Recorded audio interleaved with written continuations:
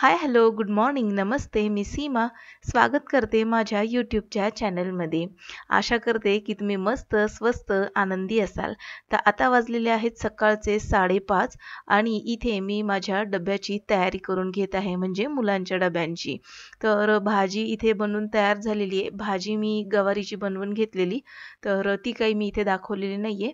आणि आता टिफिनसाठी इथे मी चपाती बनवून घेत आहे. तर पटकन डबा मला बनवणं गरजेचं आहे, कारण की कसं आहे, की मोठ्या मुलाला आता जायचं आहे.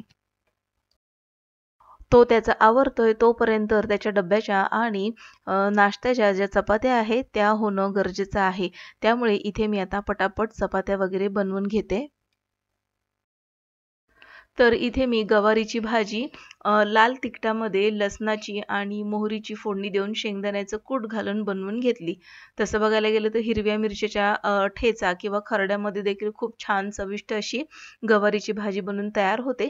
पण मुलांना लाल तिखटमध्ये बनवलेली भाजीच आवडते, म्हणून मला आता लाल तिखटामध्ये मला ही भाजी बनवावी लागली. तर आता चपाती देखील मस्त टम्म अशी फुगलेली आहे आणि बाकीच्या सगळ्या चपात्या मी अशाच पटापट बनवून घेणार आहे. दोघांच्या डब्याच्या चपात्या आणि भाजी आता तयारच आहे. डबा वगैरे भरून देणार आहे. तोपर्यंत आता लहाना मुलगा देखील उठेल आणि त्याला आता मी थोडासा चहा वगैरे बनवून घेणार आहे. तर आता ही चपाती मी काढून घेते आणि आता चहाची तयारी करून घेणार आहे. तर इथे मी थोडंसं पॅनमध्ये पाणी घेते आणि मुलाला दुधाचा चहा आवडत नाही. तो दूधसुद्धा पीत नाही आणि त्यामुळे मला त्याच्यासाठी थोडासा ब्लॅक टी बनवावा लागतो. आता तो काही चहा वगैरे पीत नाही, पण जे काही चहामध्ये बुडवून वगैरे खाणार आहे, तर त्यासाठी तर मला थोडासा देखील चहा त्याच्यासाठी बनवावा लागतो. तर इथे मी आता पाण्यामध्ये चहापत्ती आणि गूळ पावडर घालून घेते. तर जवळपास 2 ते 3 चमचे गूळ पावडर 2 ते 3 कपसाठी पुरेशी होऊन जाते. तर आता इथे मी चहा वगैरे ठेवून घेते. तोपर्यंत उरलेल्या ज्या चपात्या आहेत त्या देखील मी पटकन बनवून घेणार आहे. सकाळी जर पटकन उठलं ना, की पटापट 9:30 ते 10 वाजेपर्यंत माझी सगळीच कामं होऊन जातात आणि मग राहिलेले कामं जी आहेत ती आरामात मी नंतर करते. आता 9:30 पर्यंत बरीचशी कामं होतात. त्यानंतर मी 9:30 ला फ्री झाल्यानंतर माझा क्लास वगैरे जो असतो, मुलांचा क्लास, तो मी घेऊन टाकते. आता इथे मी मला स्वतःला पिण्यासाठी पाणी घेतलेलं आहे ग्लासामध्ये आणि आता इथे पाणी पिऊन झाल्यानंतर मी काय करते, हे जे गॅसचा ओटा आहे, पीठ वगैरे सांडलंय, तर ओल्या कपड्याने पहिलं हे सगळं साफ करून घेते आणि मग नंतर गॅस आणि किचनचा ओटा जो आहे तो व्यवस्थित साफ करून घेते.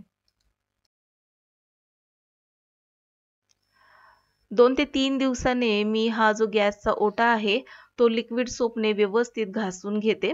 म्हणजे ह्याचं जे तेलकट वगैरे भाज्यांचं जे उडलेलं असतं आणि चहाचं वगैरे थोडंफार दूध वगैरे कधीतरी सांडलेलं असतं, तर ते व्यवस्थित क्लीन होऊन जातं. तर म्हणून मी जवळपास 2 ते 3 दिवसाने लिक्विड सोपने हा गॅसचा ओटा व्यवस्थित स्वच्छ करते. तर आता इथे ना मी काय करते, थोडंसं लिक्विड सोप घेतलेलं आहे स्क्रबरवर आणि हा जो गॅस आहे त्याला थोडासा मी अशा पद्धतीने स्क्रब करून घेणार आहे. थोडंसं आजूबाजूला तेलकट वगैरे डाग असे उडालेले, तर ते आधी व्यवस्थित घासून घेते आणि मग किचनचा ओटा स्प्रेने व्यवस्थित मी पुसून घेणार आहे. तर आता किचनचा ओटा, गॅस वगैरे स्वच्छ झाल्यानंतर ही जी भिंत असते ना पाठीमागे, त्यावर देखील फोडणीचं तेल वगैरे उडालेलं असतं. तर तो स्क्रब मी जवळपास पाठीमागच्या भिंतीवरती अशा पद्धतीने फिरवलेला आहे. कारण की स्क्रबवरती बऱ्यापैकी लिक्विड सोप होता, तर तो देखील वाया जाऊ द्यायचा नाही आपल्याला. तर तो देखील मी लगेचच भिंतीवर फिरवून घेतला. आता ही भिंत व्यवस्थित स्वच्छ वगैरे केली ना, तर मस्त किचन साफ-सुथरं असं राहतं. आता हे झालेलं आहे माझं घासून. ह्याला आता मी ओल्या कपड्याने पुसून घेते गॅसला. रात्री वेळ मिळाला तर रात्री मी हे सगळं काम करून घेत असते. गॅस असं घासून पुसून करण्याचं किंवा मग रात्री जर मला वेळ मिळाला नाही, तर मग अशा पद्धतीने सकाळचं मी हे उरकून घेत असते. तर बघा, मस्त असा स्वच्छ ओटा पुसून घेतल्यानंतर, गॅस पुसून घेतल्यानंतर किती स्वच्छ हा किचनचा ओटा वगैरे वाटत आहे. पण हा आणखीनही मी क्लीन केलेला नाहीये. याला आणखीन एकदा मला स्प्रे वगैरे करायचा आहे. आता हा जो स्प्रे आहे तो मी पटेल लो प्राईजमधून घेतला होता आणि हा स्प्रे इतका छान आहे ना, म्हणजे त्याचा ओला ओला कपडा करायचा आणि गॅसचा ओटा, गॅस आणि भिंत ओल्या कपड्याने आधी पुसून घ्यायची आणि मग हा स्प्रे करायचा आणि त्याच्यावर पुन्हा ओल्या कपड्याने हा जो स्प्रे मारलेला होता तो व्यवस्थित पुन्हा एकदा पुसून घेतला की स्वच्छ धुतल्यासारखी भिंत आणि किचनचा ओटा, गॅस वगैरे असा तयार होतो, आपला स्वच्छ दिसायला लागतो. तर त्यामुळे जर शक्य असेल तर मी कधीतरी असा हा स्प्रे विकत घेते आणि नसेल तर मग सरळ आपलं लिक्विड सोप, थोडंसं विनेगर आणि पाणी मिक्स करून ते जे लिक्विड आहे ते लिक्विड मी क्लिनिंगसाठी वापरते. तर बघा मस्त असा ओटा स्वच्छ आता निघालेला आहे. आता सिंकमध्ये भांडी बघा किती पडलेले आहेत, पूर्ण सिंक ओव्हरलोड होऊन चाललेलं आहे भांड्याचं.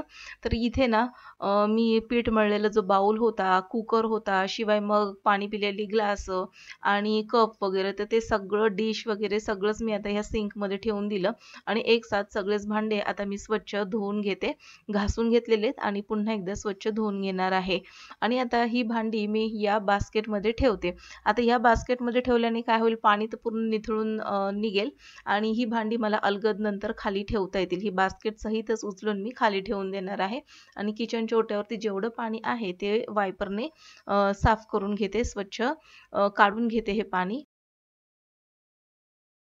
किचन क्लिनिंगसाठी आपल्याकडे काही गोष्टी या असायलाच हव्यात. जसं की वायपर झालं, त्याच्यानंतर जे स्क्रब आहे ते झालं. लिक्विड सोप जर असेल तर त्याचा झटपट भांडे घासण्यासाठी आणि किचन सोटा, गॅस स्वच्छ करण्यासाठी खूप फायदा होतो. म्हणून लिक्विड सोप नक्की ठेवा. जर तुम्ही डिश वॉश बार वापरत असाल तर एखादी बाटली लिक्विड सोपची पण असली पाहिजे असं मला वाटतं. त्याच्यानंतर आपला तारेचा जो स्क्रबर असतो तो देखील असणं गरजेचं आहे. बेकिंग सोडा, विनेगर या 2 गोष्टी देखील क्लिनिंगसाठी वापरल्या जातात आणि त्या देखील खूप छान अशा क्लिनिंगसाठी त्याचा उपयोग केला जातो. तर आता बेकिंग सोडा शक्यतो आपलं जे किचनचं सिंक असतं तर कधी-कधी असं होतं की पाणी चोकअप झाल्यासारखं वाटतं. तर काय करायचं, त्या किचनच्या सिंकमध्ये गरम पाणी टाकायचं, थोडासा सोडा चमच्याभर टाकून ठेवायचा रात्रीच आणि थोडंसं एक झाकण भरून विनेगर घालून त्या सिंकमध्ये ओतून द्यायचं ते आणि मग त्यावरती गरम पाणी सोडून द्यायचं. तर आपलं जे सिंक आहे ना, जे सतत चॉकअप वगैरे व्हायचे जर प्रॉब्लेम होत असतील तर तसे हे अजिबातच होणार नाही. 4 ते 5 दिवसातून किंवा महिन्यातून 2 वेळा जरी हा उपयोग म्हणजे हे जे उपाय केला तर आपलं जे किचनचं जे सिंक आहे ते कधीही चॉकअप होणार नाही. आणि दुसरी गोष्ट, विनेगरचा एक उग्र वास असतो आणि या उग्र वासामुळे कधीही किचनच्या सिंकमधून किंवा त्या पाईपमधून झुरळं येणार नाहीत. तर हे उपाय नक्की तुम्ही ट्राय करा. तर आता इथे झाडू वगैरे मारून झालेला आणि लगेचच मी लादी वगैरे पुसून घेतलेली. कारण की आता इथे वाजत आलेले आहेत जवळपास सकाळचे 8:45 होत आलेले आहेत आणि 8:45 म्हटल्यानंतर 9:30 व्हायला थोडासाच वेळ बाकी आहे. त्याआधी मला ही सगळी लादी वगैरे पुसून घ्यायची आहे. तर पटकन मी किचन, हॉल आणि बेडरूम पुसून घेणार आहे. तर आता हॉल पुसून झाला होता, किचन पुसून घेते आणि मग बेडरूम पुसून घेणार आहे. तर पाण्यामध्ये लादी वगैरे पुसत असताना ना तर शक्यतो लायझॉल वगैरे आपण वापरतो. तर लायझॉलमध्ये पण एक प्रकार येतो, एक ब्ल्यू कलरचा एक लायझॉल येतो.